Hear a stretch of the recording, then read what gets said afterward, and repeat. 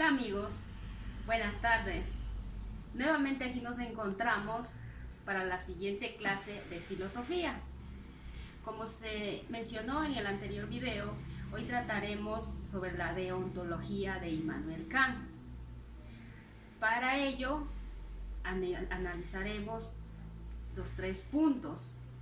El primero, introducción acerca de qué sería la deontología.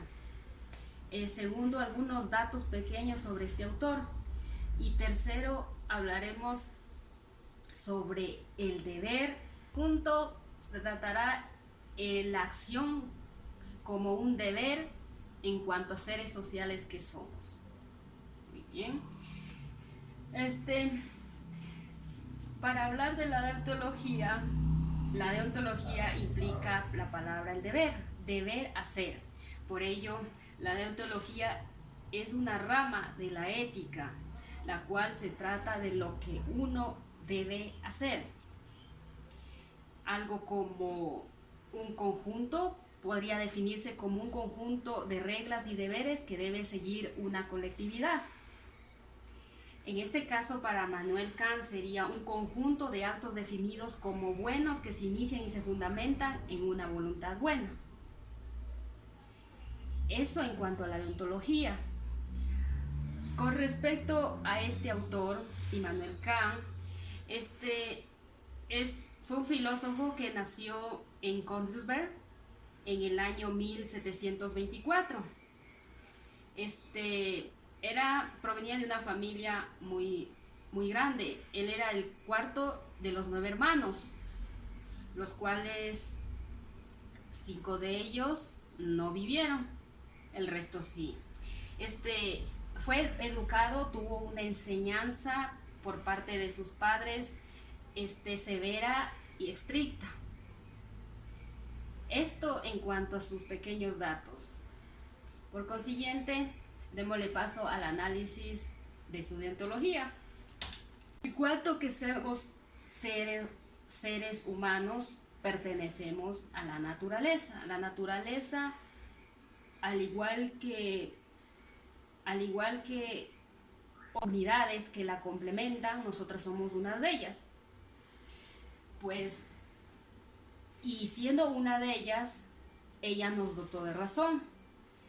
Y somos los únicos seres humanos que razonamos. Y en cuanto a ella, debemos seguir nuestros comportamientos.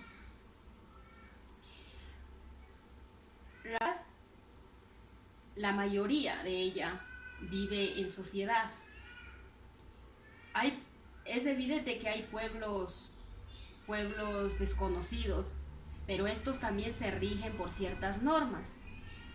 O sea, en este caso, siendo complemento de la sociedad, cada uno debe saber qué es lo que tiene que hacer. Para ello es la razón quien la dirigirá. Así que ella es la que le va a decir a la voluntad, le va a guiar a la voluntad para saber hacia dónde tiene que ir y qué es lo que tiene que hacer. En este caso, vamos a hablar sobre las acciones que se realizan comúnmente. La mayoría de nosotros realizamos cosas que queremos. O sea, nosotros queremos hacer esto y lo realizamos. Pero eso no sería una acción moral, eso no representa una acción moral. Una acción moral implica no tener inclinación hacia nada ni hacia nadie. Significa que solo se tiene que hacer por un deber. En este caso, Kant, en la primera parte del libro La metafísica de las costumbres, señala varios ejemplos. Entre uno de ellos sobresale el de conservar cada quien su vida en sí, por deber. Esta acción debe hacerse por deber. La mayoría de las personas, por angustias, por temores, la conservan muy mal. O sea, no la conservan porque es un deber que tienen que hacer, sino porque se sienten mal, tienen algún temor, tienen miedo, algo más o menos así. Entonces eso no implica que sea por deber, sino por inclinación. Siguiendo con este ejemplo, analizándolo un poco. Okay. Conservar cada cual su vida es un deber. Cuidado de ciertas personas, en la mayoría de las ocasiones, se mantiene un cuidado angustiado,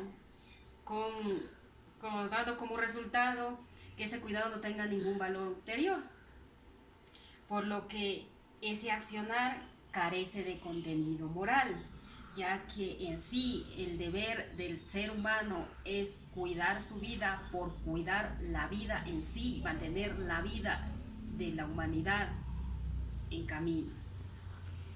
Entonces, al conservar cada uno su vida conforme al deber, sí contiene una máxima de contenido moral. Algo como cuando, un ejemplo de ello sería como cuando un hombre se siente desolado, con pena, le han arrebatado cualquier sentido por la vida, sin embargo, la conserva en sí porque sabe que tiene que conservar la vida porque ese es un deber. Entonces, ese sí, mínimo, sí cumple con su deber. Entonces, su máxima sí tiene un contenido moral. En cuanto a otro ejemplo que nos plantea este autor en este libro, se refiere al beneficio en cuanto se puede hacer por el otro, es un deber. En ciertas ocasiones la mayoría de las personas cumplen este deber, pero no lo hacen por deber, sino por inclinación. Algunos lo hacen por gusto, porque les causa placer, porque sacan un provecho de ello, por sentirse bien consigo mismo. En fin, esos actos no pueden considerarse como deber. Pueda que se hagan por deber, pero no. Estas personas quieren sacar provecho de este accionar, entonces ahí se transforma, ya no tiene contenido moral esta acción, va más allá de lo que se establece que debe ser. Entonces,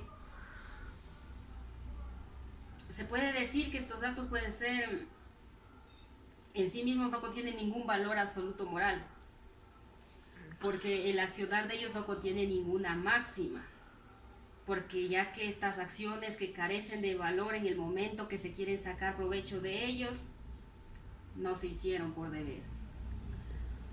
¿Ok? Entonces, siguiendo con este ejemplo, a diferencia de este caso, podríamos ver el ejemplo que nos pone acá acerca del filántropo, en el que puede que una persona envuelta en el propio dolor y que no tiene ningún interés por el bienestar de ninguna otra persona, que no le interesa lo que le suceda al prójimo, en sí, desinteresado de las situaciones de los demás.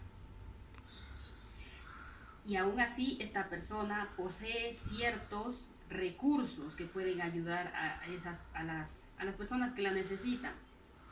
Sin importarle su suerte a él y sin importarle lo que si le servirá a la otra persona, actúa conforme al deber porque sabe muy bien qué es lo que tiene que hacer. Pero en ciertos casos no se evidencia esto. No se evidencia. La mayoría se vuelve, y repito como lo pusimos en el primer punto,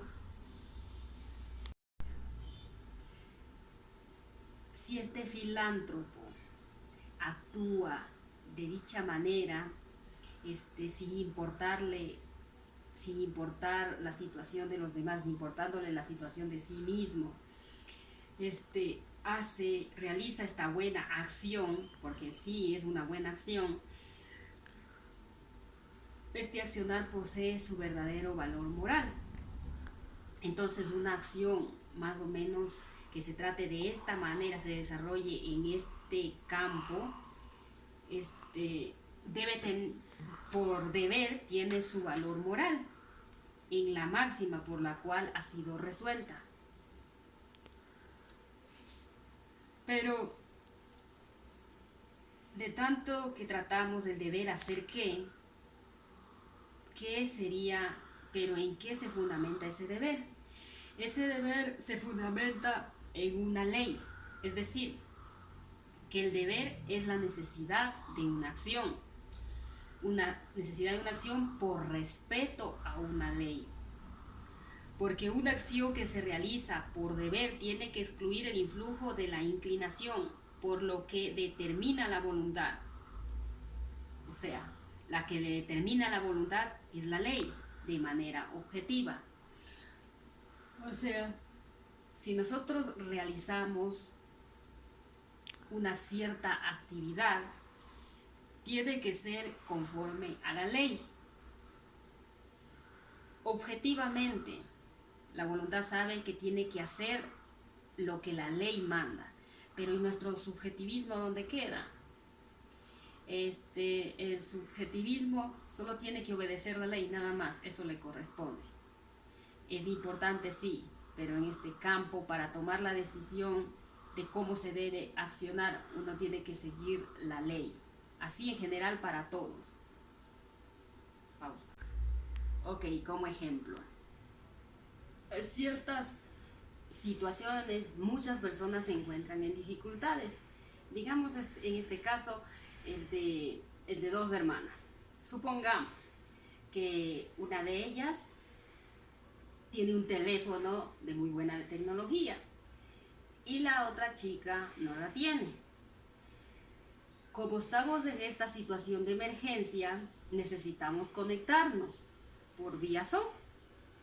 Pero la chica que no tiene el teléfono necesita de urgencia para dar un examen, una prueba, el teléfono de su hermana. Entonces ella le pide, o también su hermana puede proporcionárselo. En definitiva, le presta su celular. La chica graba, la chica da la clase, realiza lo que quiere hacer y continúa progresando en su lección, en lo que ella ha tenido que hacer. Entonces, luego digamos que le fue bien, muy bien. Y en ese caso se podría decir que la chica que le prestó el teléfono hizo una buena acción, porque le prestó el teléfono a su hermana y gracias a ella se sacó una muy buena nota. Entonces, ahí la pregunta, ¿dónde reside el verdadero valor moral de esa acción? Alguien diría que en lo que le fue bien a la chica, se sacó muy buena nota. O sea, el efecto sería el valor, dijeran unos, que es de que se sacó muy buena nota y le fue bien y su hermana es una muy buena persona. Pero no es así, el valor no reside ahí. El valor reside en que la hermana sabía que la hermana necesitaba. Y como se puede decir que es un deber ayudar al otro, entonces ella no hizo nada más que su deber. No tuvo ninguna intención de ayudarla ni nada, solo lo hizo y ya, simplemente. En ello reside el verdadero valor moral.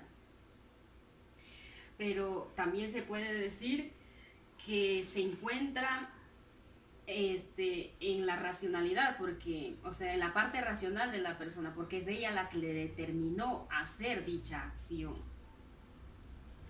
De ahí que la razón determine a la voluntad de aquella acción cometida por la hermana.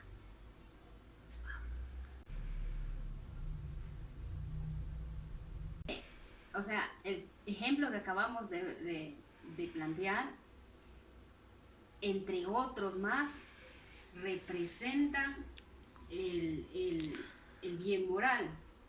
¿Y qué sería el bien moral? O sea, si uno actúa así más o menos, ¿por qué actuaría? ¿Por qué? Porque la razón está presente en cada persona, ya que la naturaleza nos dotó de ella y por ella actuamos de determinada manera. Vuelvo y repito, somos seres sociales. No solo implica el querer, el ser social no implica solo el querer yo, el querer individual, sino el querer colectivo. Y un accionar para la colectividad es lo que nos plantea Kant. La razón determina mi voluntad. Es decir, ella me dice qué es lo que debo hacer. En este caso, es la ley a la que se tiene que seguir. La ley establece que ayudemos a los más necesitados. Establece que no se robe, que no se mate. Pues nosotros conociendo esa ley es la que determina, es la que nos dice, la que establece qué es lo que se tiene que hacer. Y sabiendo qué es lo que se tiene que hacer, actuamos voluntariamente, voluntaria, pero en este caso en sociedad, no a solas. Tenemos en cuenta que las leyes que establecen los estados más o menos nos dicen o nos dirigen hacia dónde en sí qué es lo que tenemos que hacer. Por lo que, igual que otros,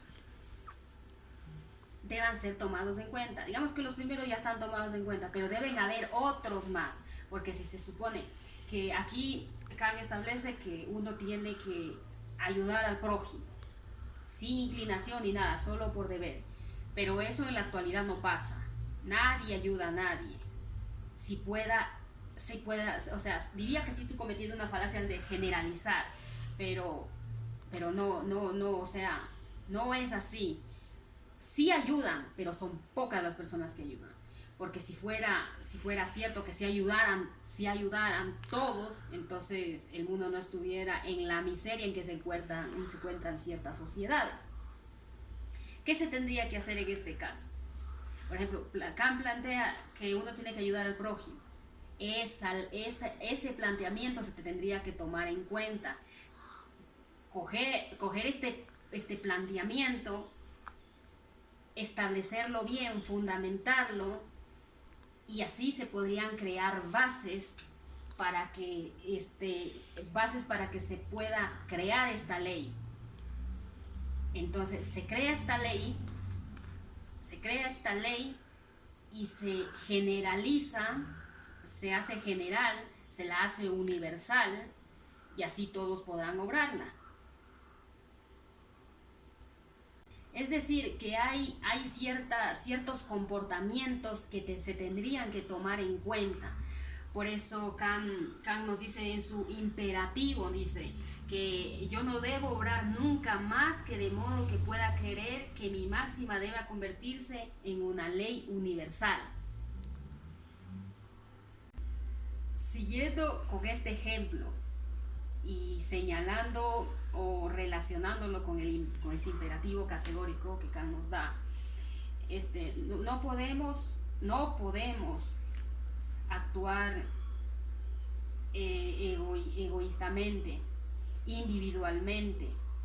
O sea, lo que este imperativo, o sea, relacionando este imperativo con el ejemplo anterior, es que sí puede ser en la actualidad.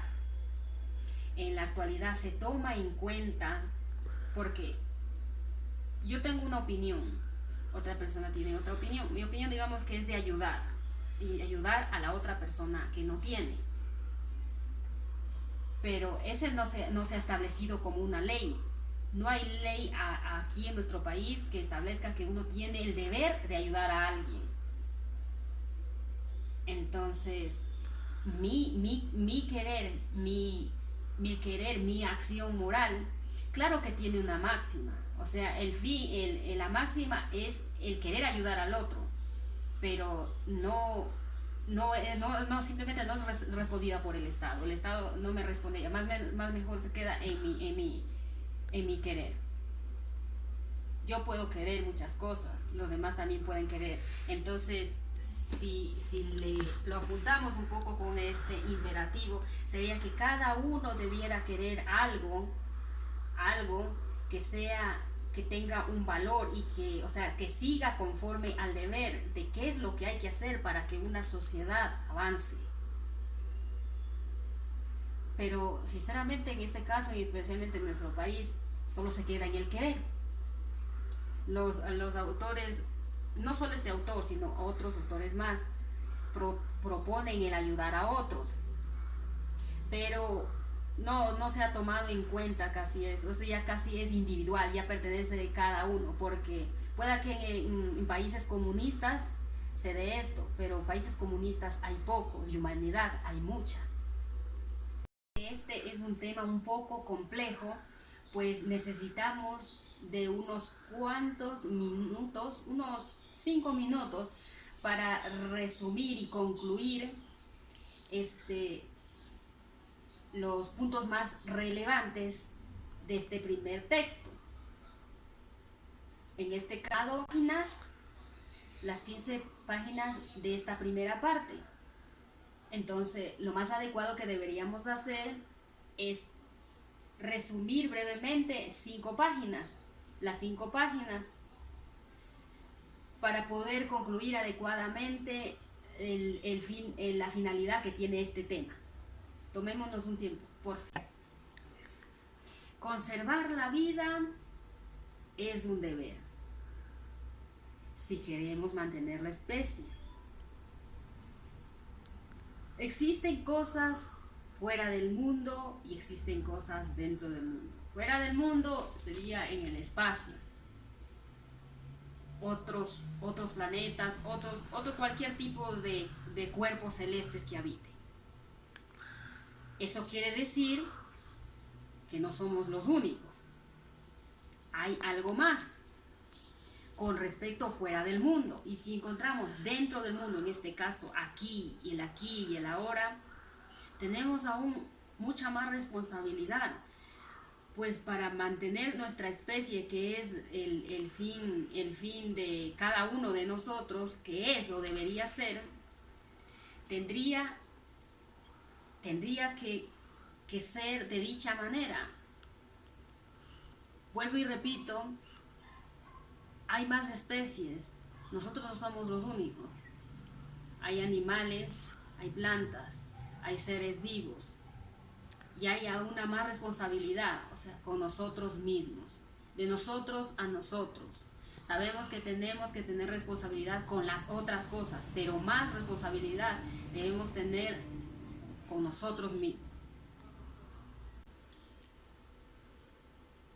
Considerando que dentro del mundo existen una variedad de cosas,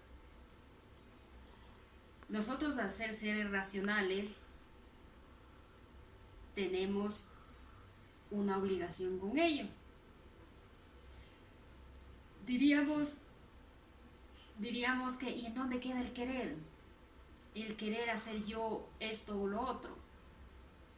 Yo puedo querer hacer lo que yo quiera, pero ese hacer lo que yo quiera no va a tener un buen resultado en toda la sociedad, porque no solo importo yo, importan más. Y ese importar más implica el hacer más. O sea, si yo quiero comportarme de dicha manera, también ese comportamiento tiene que tenerlo otra persona. En este caso, tiene que ser un comportamiento general.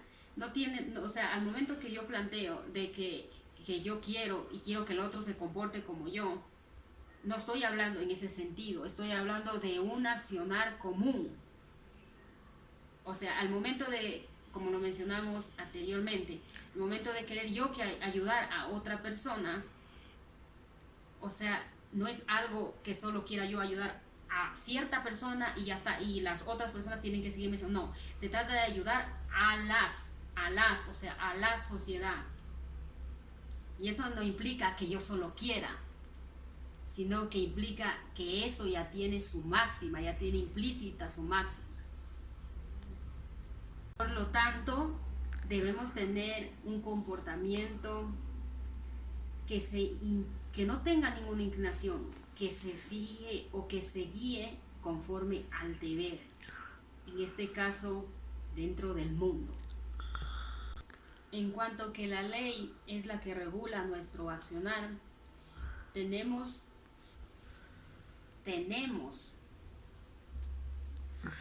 que seguirla, tenemos que obedecerla, porque simplemente ella plantea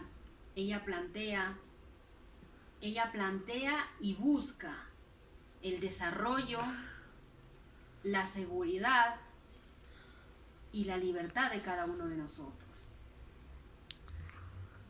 En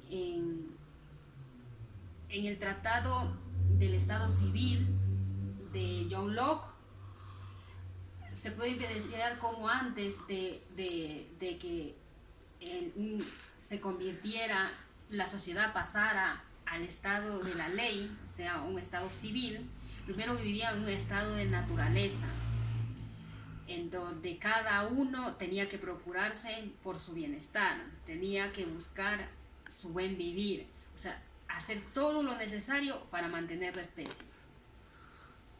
Por lo que en otro momento, cuando se da, en ese mismo texto, cuando se da paso al estado de guerra, el estado de guerra se da por el estado de naturaleza, porque cada uno defiende su vida, cada uno tiene derecho, nadie es más que otro, todos son iguales. Entonces, si defiendo mi vida, me siento amenazada, tengo que acudir a defenderme. Por ley natural tengo que defenderme.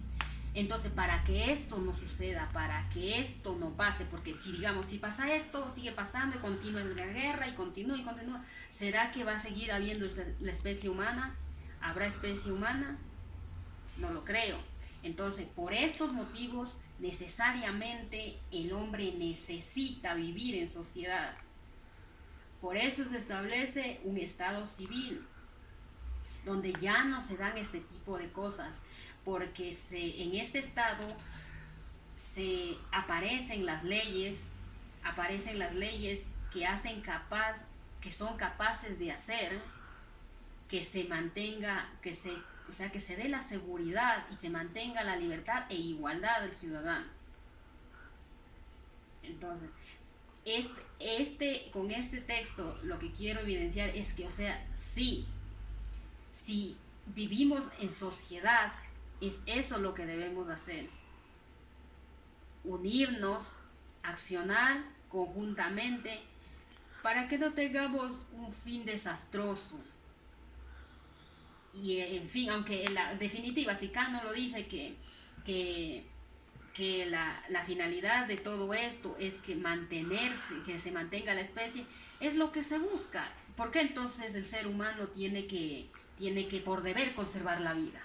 Entonces, cuando dice conservar la vida, eso implica que tiene que conservarse la especie. Eso es lo que trata de decir. Entonces, sí, la ley, si seguimos la ley al pie de la letra, vamos a estar más seguros y vamos a vivir bien. Entonces, la ley sí, si nosotros la seguimos, nos comportamos conforme a ella, tendremos un buen vivir, conseguiremos un buen vivir. Entonces, comportándonos de acuerdo a ella, consiguiendo el buen vivir y todo, nuestros comportamientos contienen ese verdadero valor. Ahora, para finalizar, nos hemos enfocado casi todo el tiempo en la ley. Pues, si la ley es a la que tenemos que seguir. En este caso, nuestra voluntad. Nuestra voluntad debe ser dirigida por la razón. O sea, que al ser seres racionales sabemos qué es lo que tenemos que hacer. Entonces, la pregunta sería, ¿hay libertad? En cierto sentido sí, y en cierto sentido no. Podría decirse que sí, porque solo en este caso, en cuanto que somos individuos, actuamos como individuos. Si queremos que nuestra especie permanezca, entonces tenemos que actuar como tal. Para vivir en sociedad se tiene que actuar así. Pueda que haya otros comportamientos internos. Esos no sobresalen aquí. Digamos que yo soy buena, yo soy una buena persona, yo soy esto, yo soy este otro. De eso no se ha tratado aquí. Aquí se trató de un tema en general, abarcó una sociedad. No se le restringió al individuo en ningún momento que está mal que tú seas una buena persona. No, lo que se trató es de un comportamiento colectivo. Esta es en esto por esto se define la deontología de Kant, o sea, un deber ser, una práctica para la sociedad. Se podría decir que sí hay libertad conforme a esta acción, pero por otro lado, se diría que no. Porque la libertad consiste en el que yo hago lo que yo quiero. Ahora, si se dara que yo hago lo que yo quiero, vivíamos, todos hicieran lo que quieren y vivíamos en un delirio. Que cada uno hace lo que quiere y le afecta voluntaria e involuntariamente al otro. Más o menos así. Pero la noción de libertad, más o menos cada individuo mediante la razón sabe qué es lo que tiene que hacer. En eso se basa, en eso se fundamenta, el saber qué tener que hacer. Entonces, ese qué hacer, ese qué hacer sí implica libertad. Se restringe en cierto, o sea, es un tipo de libertad que más o menos da un balance para que una sociedad se mantenga. Nosotros tenemos la noción de libertad, el hacer lo que queramos.